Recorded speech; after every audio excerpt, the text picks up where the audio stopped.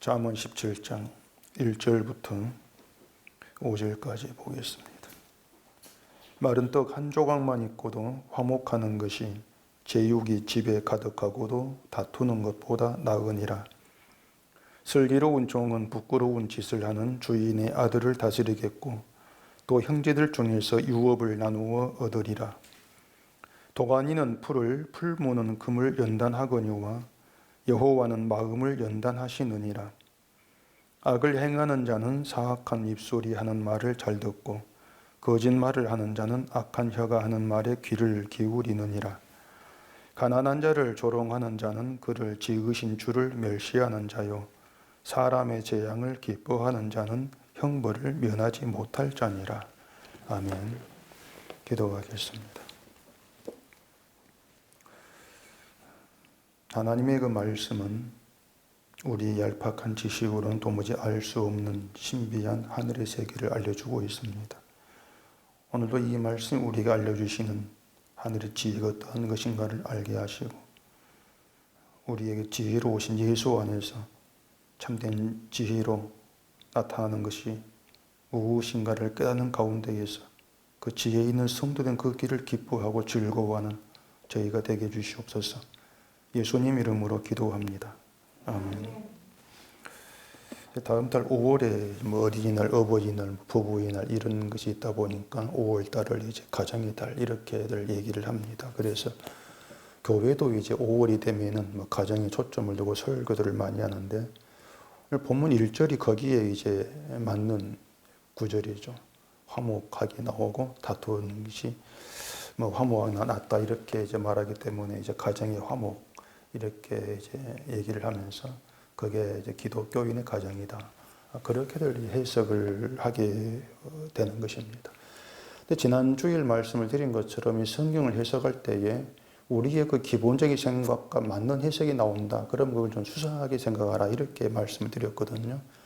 이 성경에 얘기하는 것은 우리의 생각을 항상 뛰어넘고 있습니다. 우리의 생각과 맞지를 않는데 우리의 어떤 가지고 있는 생각과 맞는 해석이다. 그럼 그건 좀 이상하다. 늘 그렇게 좀 생각을 할 필요가 있단 말입니다. 기독교인들은 그래요. 하나님을 믿는 사람은 신자가 아닌 사람보다 모범적인 그런 모습을 보여야 된다. 그런 생각들을 가지고 있습니다. 모범적인 삶의 모습을 보이는 것이 이제 전도에 도움이 되고 또 하나님께도 영광이 된다. 그런 생각들을 기본적으로 갖고 있죠. 아예 그게 상식으로 굳어져 있단 말입니다. 그래서 행실이 모범적이어야 돼야 되고 또 가정도 이제 모범적인 가정이 돼야 되는데 이 모범적인 가정에서 이제 강조되는 것이 화목으로 강조가 된단 말이에요. 가족이 화목하다는 것은 이제 서로 사랑한다. 그렇게도 알고 있는 것이고 또 서로 사랑하는 것이 기독교 정신이기 때문에 기독교인 가정은 불화하면 안 되고 화목해야 돼. 그렇게 하면서 화목한 가정을 위한 10계명 이런 것도 만들어서 이제 가르치고 있단 말입니다. 그 교회에 떠돌고 있는 그 10계명이란 걸 보면은 제일 먼저 나온 것이 하나님을 첫 자리에 모시는 가정을 만든다. 그런 내용이고요. 이제 두 번째가 자기 욕망을 이루기보다도 상대방의 행복과 기쁨을 채워준다. 그런 내용으로 되어 있단 말입니다. 또 보면 교회가 아버지 학교, 부부 학교, 이런 것도 만들어서 이제 하기도 하는데 그런 것들을 두고 이제 성경 헛되다 이렇게 얘기하고 있는 것입니다. 헛되다고 하는 것은 그런 걸 하지 말라는 게 아니에요. 가정이 화목하면 얼마나 좋겠습니까? 또 부부가 서로 사랑하는 것도 좋은 것이고 말입니다. 그런데 이제 그런 것들을 통해서 좋은 아버지, 좋은 부모가 되고 부부가 된다 할지라도 그게 복음과는 전혀 다른 문제라고 그렇게 보시면 된단 말입니다. 그런데 그것을 자꾸 어떤 기독교나 정신, 또 믿음 이렇게 연결하기 때문에 헛되다 이렇게 하는 것이지 화목하지 마 그런 뜻은 아니에요. 이 복음이라고 하는 것은 이 세상이 이제 생각하는 것처럼 좋은 인간관계, 또 화목한 좋은 가정, 그걸 만드는 것을 목적으로 하지 않습니다. 그건 복음에는 그런 게 없어요. 그 마태복음 10장에 보면은 내가 온 것은 사람이 그 아버지와 딸이 어머니와 며느리가 시어머니와 불화하게 하려 하매니 사람의 원수가 집안 식구리라 이런 말씀이 있단 말입니다.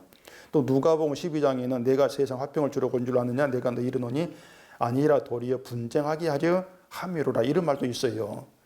이 말씀 본문으로 해가지고 뭐 가정의 달에 설교할 목사 있겠습니까?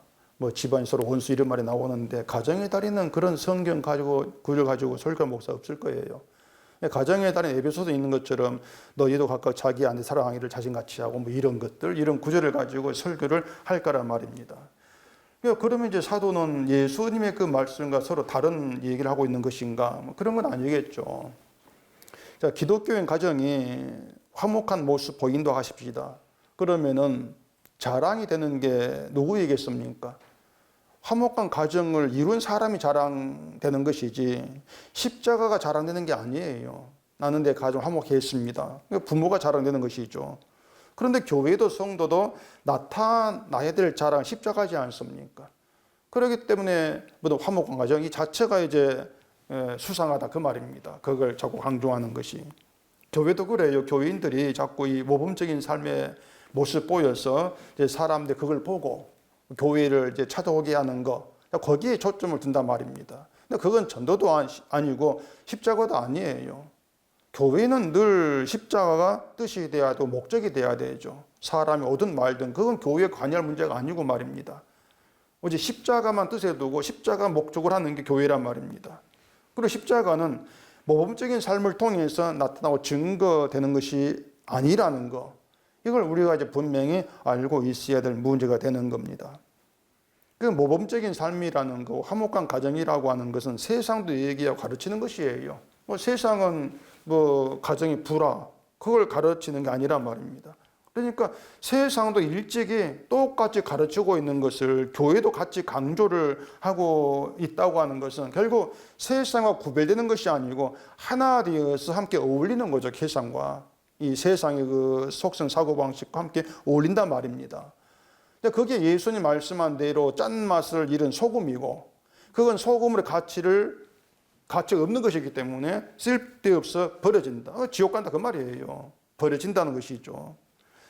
예수님이 성도를 가리켜서 소금이라 이렇게 말씀을 했는데 성도의 착한 거 이걸 보고는 소금이 이렇게 하신 것이 아니에요. 성도의 착한 뭐 성품 이걸 떠나서 그냥 무조건 택한 성도를 가리켜서는 소금 이렇게 지정해 버린단 말입니다.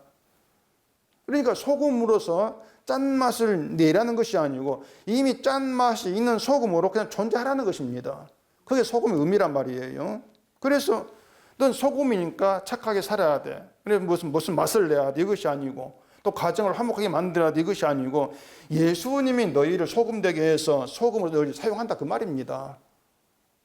그러니까 신자를 소금을 사용하니까 신자는 짠바 있는 성도로 그냥 존재하면 된단 말이에요. 주님이 사용할 것이니까. 그리고 또 소금의 짠맛은 그런 착감 그런 것도 아니란 말이에요. 그런데 성경은 가정의 화목 그런 거 가르치지 않습니다. 전혀 그런 게 없어요. 예수님이 뭐 가정 화목을 위해서 피 흘려 죽으신 것도 아니고요. 믿음 없이도 화목한 가정은 세상 얼마나 있어요. 많지 않습니까? 무엇보다도 1절을 가정의 화목으로 해석을 하면은 뒤에 2절, 3절, 뭐 4절, 5절까지 연결이 안 돼요. 어떻게 연결하겠습니까? 그런 것들을 염두에 좀 두실 필요가 있다는 것이죠. 말씀드린 것처럼 잠언은 달라달라 끊어지는 게 아니에요. 한 구절 한 구절 서로 다른 교훈을 얘기하는 것이 아니고 십자가 안에서 다 연결되어 있단 말입니다. 그렇다면 1절이 뒤에 2절 연결돼야 되겠죠. 자, 1절 봐보십시다. 마른 떡 한 조각만 있고도 화목하는 것이 제육이 집에 가득하고도 다투는 것보다 나으니라. 자, 그렇게 얘기를 하는데 일단 제가 좀 삐딱하게 말씀을 드리겠습니다. 화목한 가정이 좋습니까? 서로 만나면 다투는 가정이 좋겠습니까? 뭐 뻔하죠. 화목한 가정이 좋다 이렇게 다들 답할 거란 말입니다. 자, 그러면은 먹을 게 겨우 마른 떡 한 조각만 있는데 화목한 가정하고 먹을 때마다 한우 2플러스 고기를 상당히 휘어지는데 그렇게 잘 먹는 부자인데 늘 다투기만 하는 가정하고 어느 쪽을 원하는가? 그렇게 말씀드리면은 이제 생각이 이제 좀 흔들리죠. 곤란해진단 말입니다. 그러기 전에 먼저 이렇게 생각해 보십시다. 먹을 게 한 조각만 있다는 것은 이제 굶어 죽을 정도로 가난하다 그런 것인데 그런 집에서 온 가정이 화목하다. 그렇게 얘기할 수가 있냐는 것이에요. 그럴 수 있겠습니까? 굶어 죽을 정도로 가난한데 그래도 막 웃으면서 즐거워하고 화목한 그런 가정이 가능히 있겠냐 말입니다. 반대로 제육이 집에 가득한 부자라고 해서 다툰다. 그렇게 우리가 확정할 수 있겠습니까? 그럴 수 없는 거예요. 마른 떡만 있는데 화목하다. 이건 뭐 거의 불가능한 일이라고 할 수 있을 것이고, 또 부자도 얼마든지 화목할 수가 있다. 이걸 생각하면은 1절은 그런 점에서 화목한 가정? 오류가 있는 그런 내용이죠. 사실 우리는 그렇습니다. 나는 내가 부자가 된다 해도 화목한 가정을 만들 수가 있어. 우린 그렇게 생각할 거예요. 난 부자가 돼도 가정을 화목하게 만들 수가 있어. 부자가 되면 가정의 화목이 사라지고 다툼이 있을 거니까 난 부자가 되기 싫다. 난 가난해도 화목한 그런 가정을 만들겠다. 그런 사람이 있겠냐 말입니다. 그렇게 안 하죠. 결국 사람들이 선택하는 것은 그렇습니다. 제육이 집에 가득하고 화목한 가정. 그쪽으로 마음이 향하는 거죠. 그러니까 부자 되는 거 그 좋은 것, 화목한 거 그 좋은 것, 둘 다를 포기하지 않고 다 내 것 삼으려고 하는 겁니다. 그렇기 때문에 난 부자가 돼도 화목할 수 있습니다. 한번 나를 부자로 만들어 봐 주세요. 나 그렇지 않은가? 그렇게 나올 거란 말이에요. 그게 인간의 본심이란 말입니다. 그럼 이제 1절이 말하는 의미가 뭔가? 이게 단순 화목이 아니에요. 한번 보십시다. 자, 마른 떡 한 조각만으로도 화목하려면 어떻게 해야 되겠어요? 아까 말씀드린 것처럼 화목한 가정을 위한 십계명에 보면은 이제 서로 그 상처되는 말을 하지 말 얘기 있습니다. 화목하려면 서로 상처되는 말을 하지 말아라. 서로 상처가 된 말을 하면 다투게 되고 화목이 깨어진다. 이걸 모르는 사람이 누가 얘기했습니까? 우리 서로 상처된 말을 하지 말자. 그런 것은 사람들 안단 말입니다. 거의 모든 부부들이 그래요. 우리 서로 상처된 말을 하지 말자. 서로 무시한 말을 하지 말자. 그래 서로 사랑만 하자. 이걸 모르지가 않습니다. 모르지 않는데 안 되지 않습니까, 사실? 왜 안 되는가 하면은 이런저런 여러 상황들, 또 형편들이 때로 나를 낙심하기도 하고 화를 나기도 하고 감정을 무너뜨리기도 하고 그렇게 나를 만들잖아요. 그런데 그럴 때도 내가 서로 입장을 생각하면서 내가 저 사람 상처된 말을 하지 않아야지, 그렇게 나를 다스릴 사람 누가 있겠냔 말이에요. 그 상황 형편 나를 그렇게 안 놔두는데, 서로를 생각한다는 것은요, 그만큼 형편이 여유롭고 평화롭다, 내 마음이 조용하다, 이걸 의미하는 것이라고 할 수 있단 말입니다. 내가 여유로울 때 뭐 서로를 생각할 수 있는 것이지, 내 마음이 우라로 가득 찬데, 자식 때문에 우라로 가득 찬데 남편의 좋은 말 나오겠냐, 그 말입니다. 요즘 그 전세 사기 그런 문제 뉴스 계속 나오던데, 뭐 그것 때문에 세 사람 자살까지 하고 말이죠. 수억을 주고 전세 들어갔는데 그 전세금 한 푼도 받지 못하게 되었다. 근데 그것이 대출까지 이제 받은 전 재산이라고 한다면은, 그런데도 부부가 서로 상처된 말을 하지 않으려고 애를 쓰고 화목할 수가 있겠냐고 하는 거죠. 안 되잖아요. 물론 뭐 서로 상처된 말을 하지는 아니한다 할지라도 그런 상황에서 웃고 평안할 사람 없단 말입니다. 한마디로 화목은 사라져요. 어떤 형편, 상황 이런 것들 때문에. 그러니까 마른 떡 한 조각만 있는 상황이 여러 가지 있다고 말이에요. 여러 가지 있어요. 날 때부터 집안이 가난해서 아예 처음부터 마른 떡 한 조각만 살아가는 그런 가난한 그런 형편일 수 있는 것이고, 그렇게 계속해서 가난하게 살아간다면 아예 어떤 잘 사는 풍족한 그런 삶에는 체념하고 살 수가 있는 것이죠. 체념해버리기 때문에 웃음이 나올 수 있는 것이에요. 그런데 풍족하게 살다가 뭐 부도가 나가지고 사기를 당해가지고 다 날려버리고 마른 떡 한 조각이 있는 그런 형편이 되었다. 그러면 달라진단 말입니다. 그러면 예전에 풍족을 그리워하면서 이게 당신 다 너 때문이다. 얘 나 때문이 다투죠 또 그러면은. 우리가 그 잘 하는 말이 있습니다. 모든 게 하나님 뜻이다.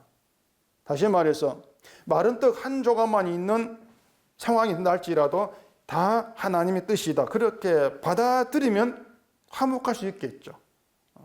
받아들이면 그동안 부져 살아온 것도 우리 힘이 아니고 하나님 주신 은혜니까 은혜로 잘 살아왔던 이것만 생각을 하고 감사하고 마른 떡 한 조각 이것도 감사하자. 그러면 화목은 될 거란 말입니다.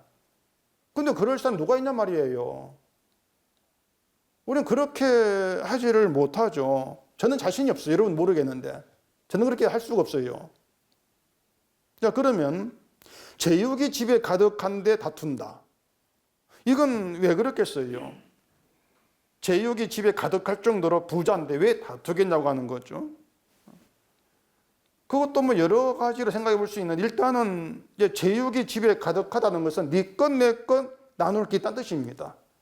나눌 게 있다는 것이에요. 나눌 게 있을 때 사람은 나에게 더 많은 걸 돌아오기를 원하게 됩니다. 그러면서 뭘 생각합니까? 내가 더 아버지를 더 잘 모셨잖아. 내가 부모 모셨잖아. 내가 더 받아야지. 그런 거 신문 많이 나잖아요. 뉴스에. 자기 공을 잡고 내놓는 거예요. 내가 더 많이 받아야 돼. 똑같이 받는다? 그건 난 못 받아야겠다. 네가 한 게 뭐가 있어? 이렇게 나온단 말이에요. 그러니까 내가 더 많이 가져야 되기 위해서 자기 공로를 내세우죠. 내 공로, 내가 한 것을. 네가 한 게 뭐가 이런 식으로 말입니다. 자, 제자들이 예수님께 천국에서 누가 큽니까? 물었습니다. 자기들이 천국에서 큰 자가 돼야 된다. 그 이제 생각을 가지고 물은 것이죠. 왜 그런가 하면 자기들은 예수님을 3년 동안 따라다니면서 수종을 든 고노가 있단 말이에요. 예수 수종 들었지 않습니까? 그러니 다른 사람들보다도 자신들이 더 큰 자, 천국에서 큰 자로 상을 받아야 돼. 그 생각을 드러낸 거예요. 이게 쉽게 말하면은 믿음으로 행한 것이 많다고 생각하는 그런 사람들에게는 다툼이란 말입니다. 하는 것이 많은 사람들에게. 그래, 쟤들도 뭐 누군 우편, 누군 좌편 그러면 때 다투고 그러지 않습니까? 제자들끼리도 똑같이 제자인데 그들끼리도 서로 자기 공로가 더 크다고 여긴 거란 말입니다. 내가 더 낫잖아. 근데 죄인에게는 그런 다툼이 없게 돼요. 죄인에게는. 그러니까 내 공로라고 내놓을 게 없으니까 다툴 거리 없단 말입니다. 그게 죄인의 이제 관계거든요. 뭐 죄인들이 서로 죄를 두고 내 죄가 더 커. 네 거 죄가 작잖아. 이렇게 다투겠어요?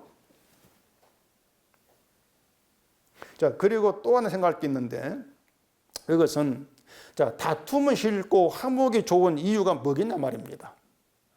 왜 다툼은 싫어하고 화목을 좋아합니까? 화목을 원한 이유, 그게 뭐겠어요? 그건 간단합니다. 화목에서 내 행복을 생각하는 것입니다. 화목에서. 이게 뭐냐면, 다투는 건 불행한 거야. 화목한 건 행복한 거야. 그런 계산이 있기 때문에 내 행복을 위해서 화목을 원하고 있는 것이지 무슨 뭐 하나님을 위해서 화목한 가정, 이걸 말하는 게 아닌 거예요.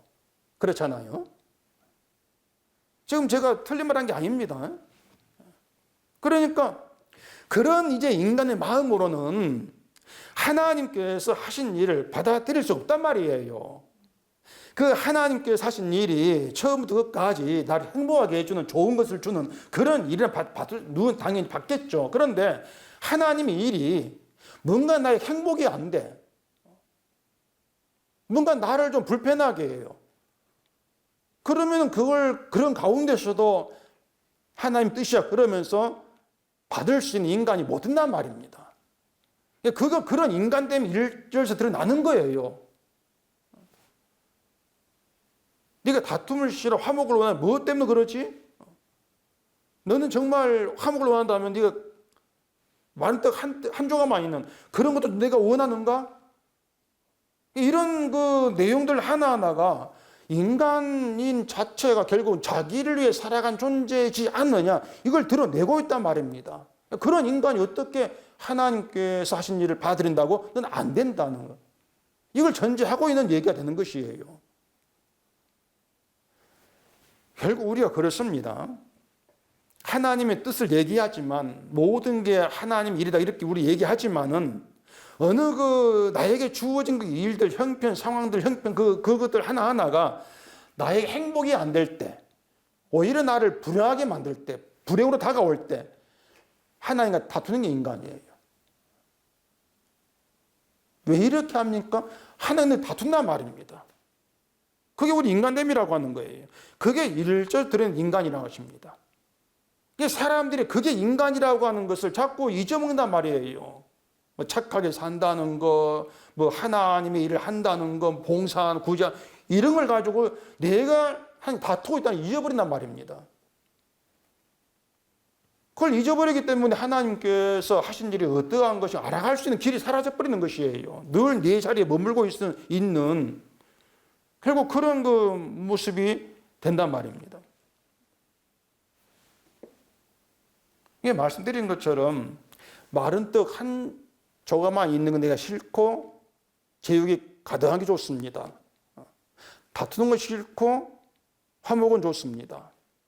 그렇게 늘 골라 잡고 있는 거 그것이 내 행복을 위해서 하나님 나에게 그렇게 해주세요.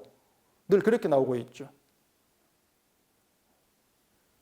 그게 인간 이제 우리 모습을 생각하시고 이제 다시 뒤에 2절 보십시다. 슬기로운 종은 부끄러운 짓을 하는 주인의 아들을 다스리겠고 또 형제들 중에서 유업을 나누어 얻으리라.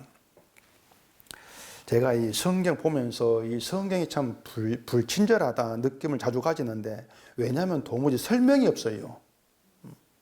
슬기로운 종은 부끄러운 짓을 하는 주인의 아들 다스린다면은 주인의 아들이 한 부끄러운 짓이 무엇인지 설명을 해주면 좋겠는데 그 설명이 없잖아요. 또 종을 슬기롭다고 하면서 무엇이 슬기로운 것인지 이런 설명도 없어요. 그리고 또 주인 아들 다스린다고 하는데도 어떻게 다스렸는지 이런 말도 없단 말입니다. 다 잘라먹고 그냥 뭐 부끄러운 짓 한 주인 아들 다스리고 이런 말을 하고 있기 때문에 그 어떤 내막 우리가 알 수가 없는 거예요. 그래서 이렇게 생각해 봤습니다. 자, 주인의 아들이 한 부끄러운 짓은 무엇이고 또 슬기로운 종이 주인의 아들 다스리는 것이 무엇인지 성경이 설명한다면은 어떻게 우리가 받아들이겠냐고 하는 것이죠. 어떻게 받아들였을까? 뻔합니다. 아들 같은 부끄러운 짓 하지 말자. 그러면서 슬기로운 종과 같은 그런 종이 되자. 아마 그렇게 말하지 않겠습니까? 그런 의미로.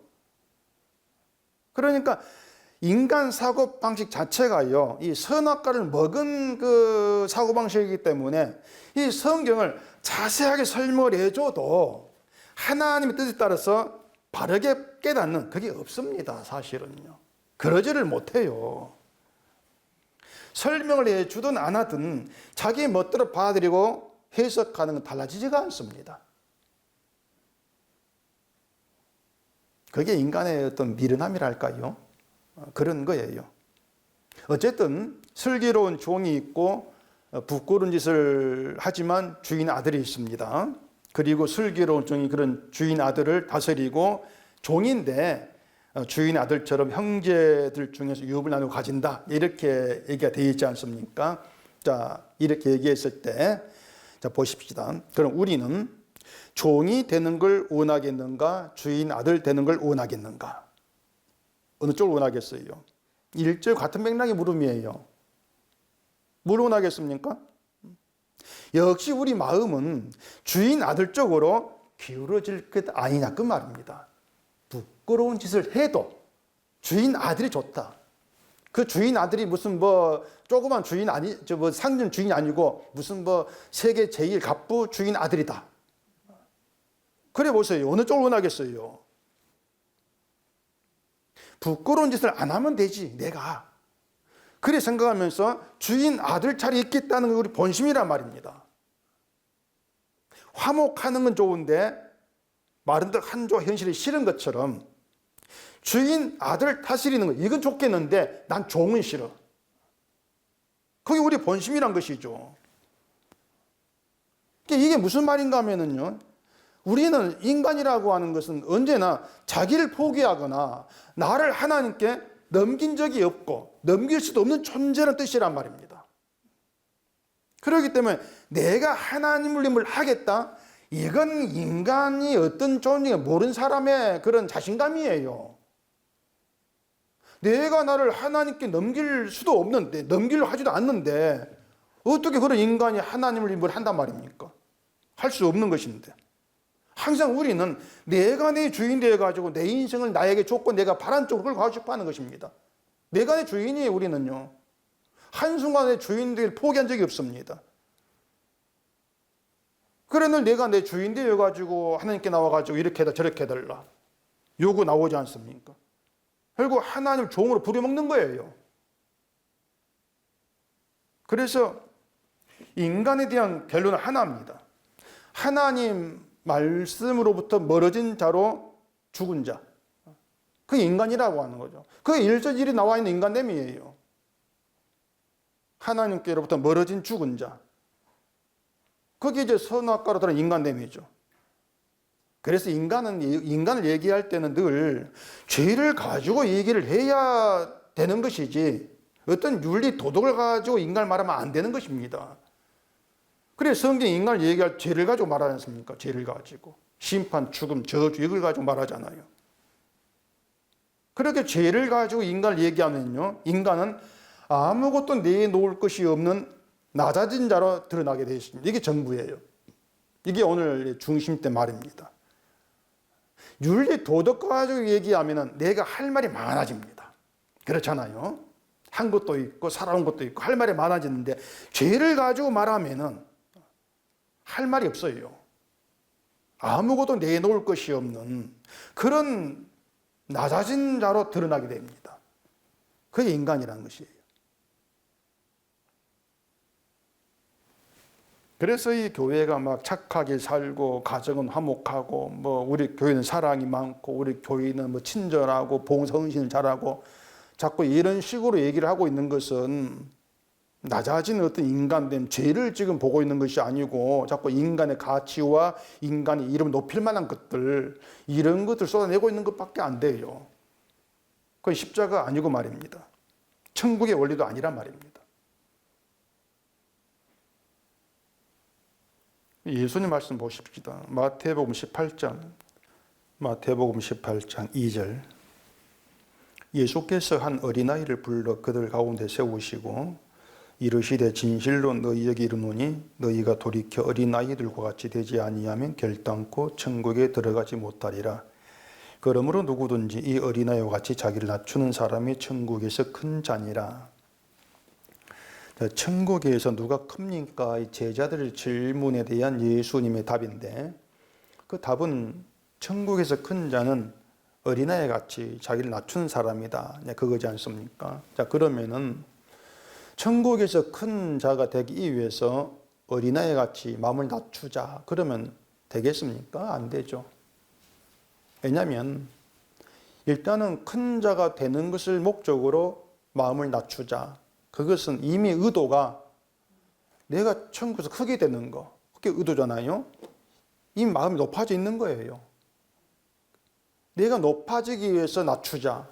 그런 것이기 때문에 이미 마음이 높아져 있는 가운데에서 낮아지려고 하는 그런 것이기 때문에 어린아이 되는 거 관계없단 말, 상관없는 일이란 말입니다.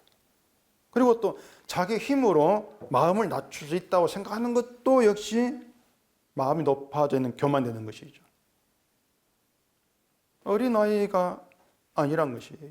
그리고 문제가 뭐냐면은 이미 어른인 사람이 어린아이 같이 될 수가 없단 말입니다.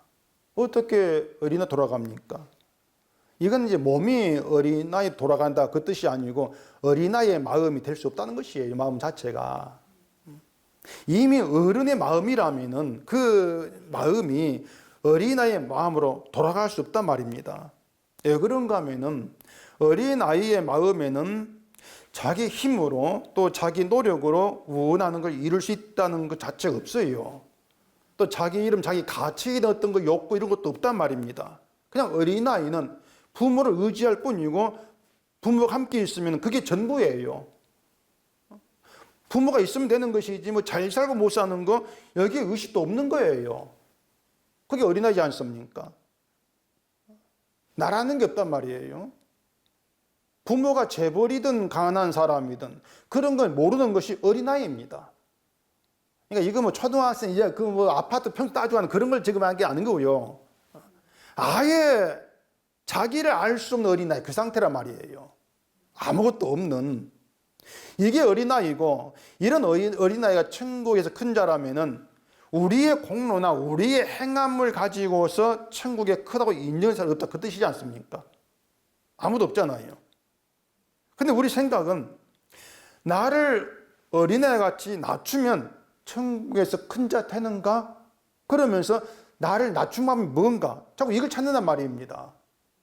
그러면서 겸손해지면 되겠네? 이렇게 나가는 것이죠.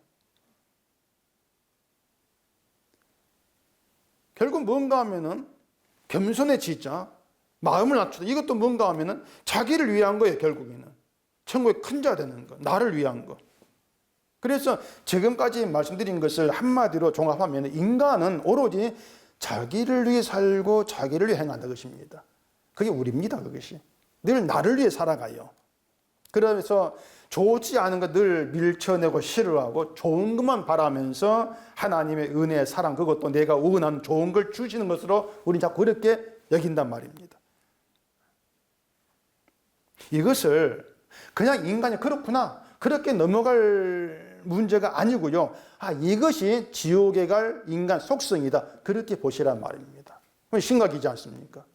이게 지옥 갈 인간 속성. 그럼 나에게도 그 지옥 갈 속성이 있는 것이네? 우리 그렇게 보셔야 돼요. 그러니까 이런 속성으로는 지옥의 속성이니까 이런 속성, 이런 인간 되면은 우리가 천국에 못 간다. 그게 분명해져야 돼, 우리에게. 그럼 어떻게 해야 되는가? 지옥 갈 인간 속성이 떨어져 나와야 합니다. 그렇잖아요. 인간 속 떨어져 나와야 되는데 그걸 우리가 스스로 할 수 있는 것이 아니고 하나님께서 하신다 그겁니다. 하나님께 하신 일이 우리를 그 지옥 갈 인간 속성으로 떼어낸단 말이에요. 그게 하나님 일이란 말이에요.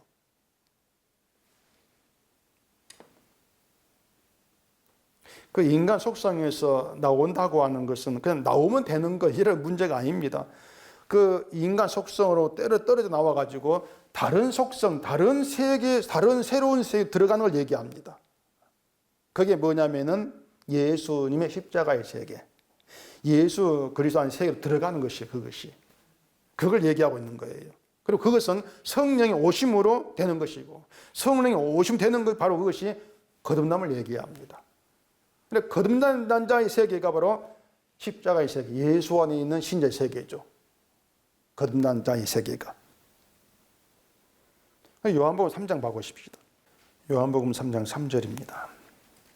예수께서 대답하여 이르시되 진실로 진실로 내게 이르노니 사람이 거듭나지 아니하면 하나님의 나라를 볼 수 없느니라. 니고데모가 이르되 사람이 늙으면 어떻게 날 수 있사옵나이까? 두 번째 모태에 들어갔다가 날 수 있사옵나이까? 예수께서 대답하시되 진실로 진실로 내게 이르노니 사람이 물과 성령으로 나지 아니하면 하나님의 나라에 들어갈 수 없느니라. 그렇게 되어 있죠. 이 거듭난다고 하는 것은 새로 태어나는 걸 얘기를 해요. 사람이 날 때에 물과 성령으로 나는 것이 아니지 않습니까? 그냥 부모의 몸을 따라서 나오는 것이지. 근데 사람이 물과 성령으로 난다 이렇게 얘기합니다. 그게 뭐냐면 새로 태어나는 것이에요. 다른 것으로 태어난단 말입니다. 그러니까 어른인 자가 어린아이 같이 되려면 새로 태어나는 거 이것밖에 없어요.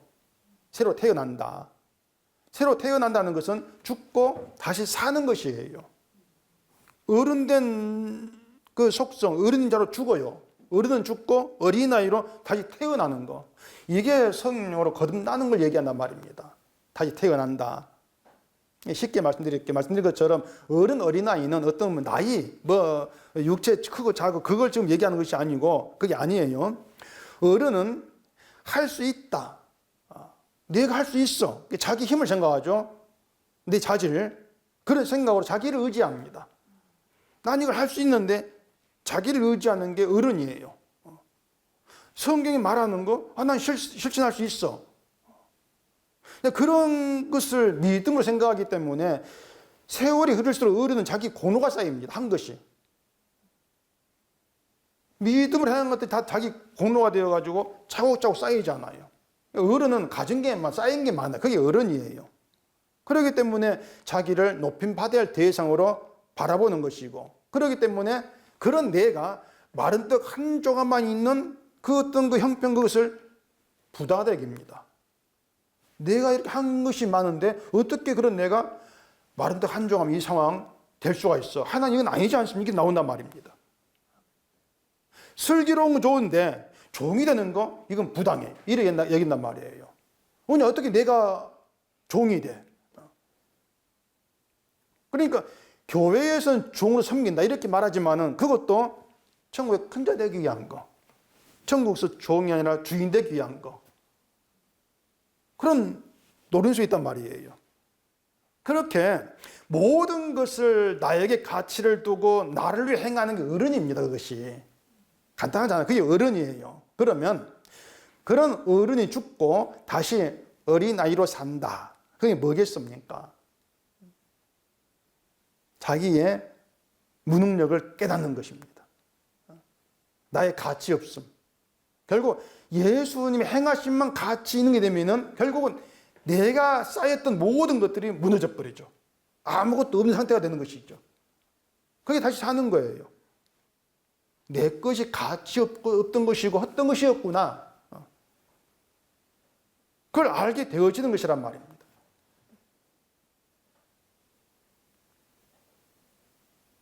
이것이 성령으로 죽고 다시 사는 거듭남이다. 이렇게 이제 보게 되어지는 것이죠. 이것이 예수님이 성령으로 찾아오시는 이유가 되는 것이란 말입니다. 그리고 이제 3절 이제 봐보십시다.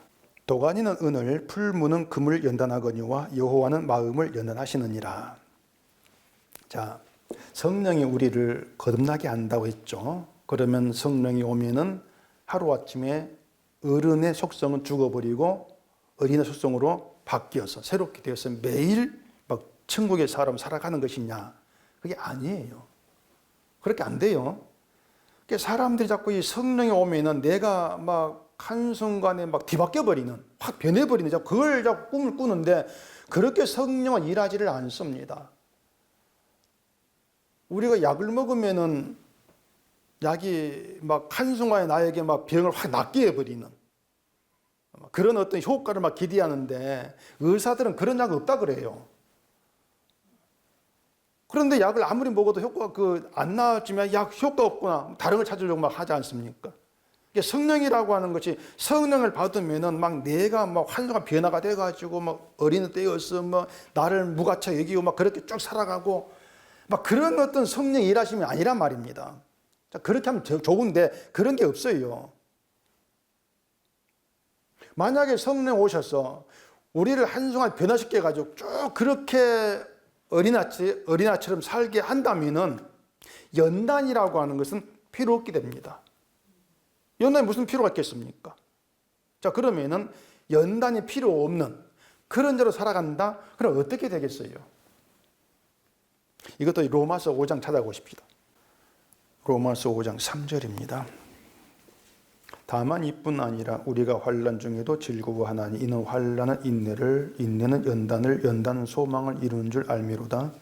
소망이 우리를 부끄럽게 하지 아니하면 우리에게 주신 성령으로 말미암아 하나님의 사랑이 우리 마음에 부은 바 때문이니, 이렇게 얘기합니다. 자, 거기에 환난, 인내, 연단, 소망이 나오는데 이게 다 하나예요. 딱 하나지 막 환난이 있다가 뭐 인내가 있다 이렇게 막 따로 떼지 마시고 환난, 인내, 연단, 소망이 이제 하나로 뭉쳐져가 일한다 이렇게 보시면 된단 말입니다. 그리고 이제 마지막에 소망이란 것이, 소망이 우리를 부끄럽게 하지 않으나 하는데 이유가 뭐냐면은 내 마음에 부어진 하나님의 사랑 때문이라 이렇게 얘기합니다. 그러니까 이 소망, 그것이 내 마음에 하나님께로부터 부어진 사랑이 있음을 알게 하시고 그 사랑이 소망이 되게 한다는 것이에요. 그걸 위해서 환난이 있고 연단이 있고 인내가 있고 그렇게 얘기하고 있단 말입니다. 이게 뭔가 하면, 자, 죄인으로 죽은 자인 내가 이제 사는 것은 나를 불쌍히 여기신 하나님의 사랑밖에 없지 않습니까? 사랑밖에 없으니까 그 사랑이 소망이 된다는 것이에요.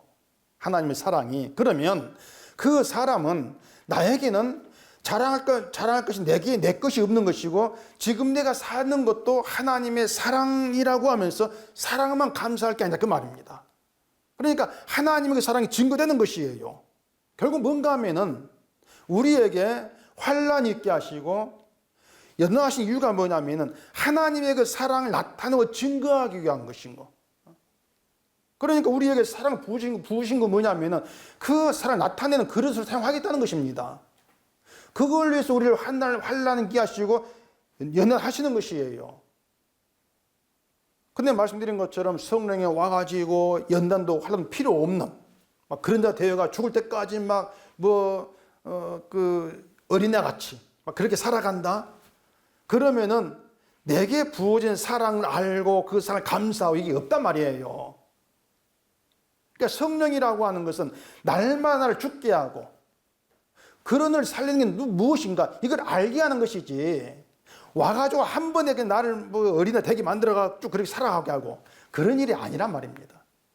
날마다 죽이시는 게 성령이에요.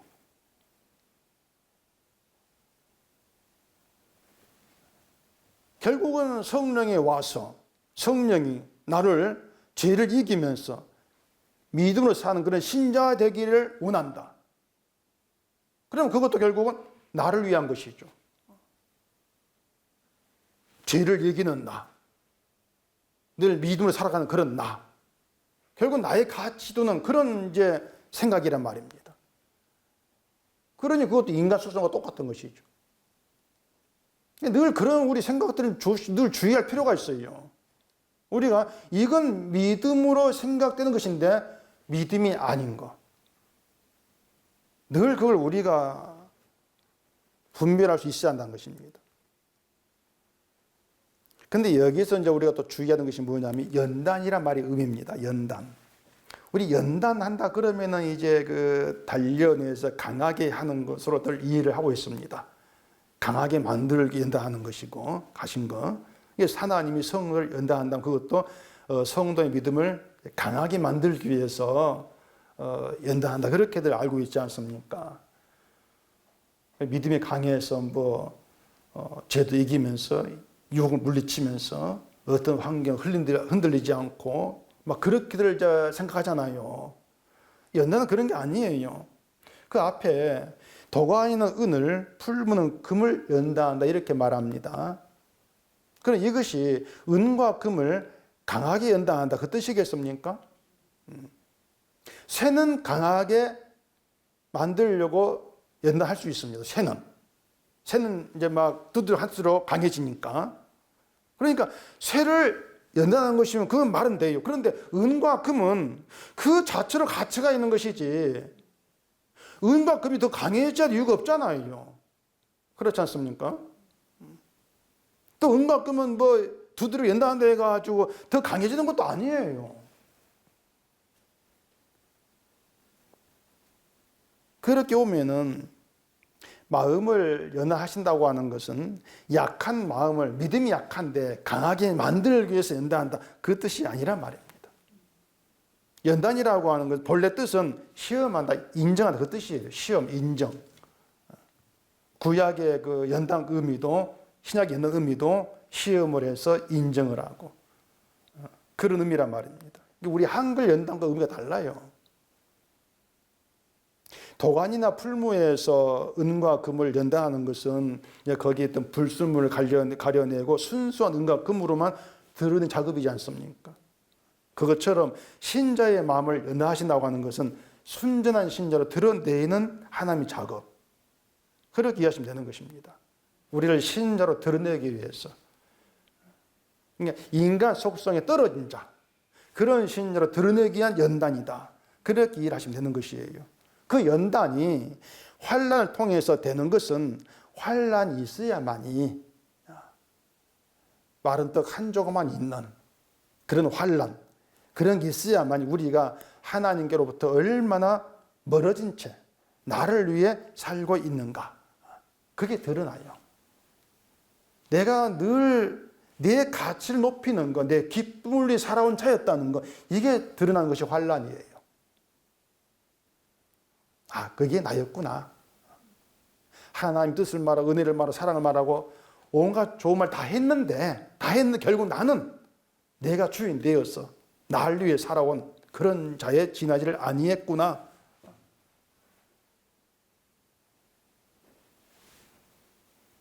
그게 이제 환란이기 때문에 환란을 통해서 나의 악함과 나의 무능을 알아가게 하시는 것이고, 결국 소망은 나를 불쌍히 계신 하나님의 사랑이 있다, 이걸 알게 하시는 것입니다.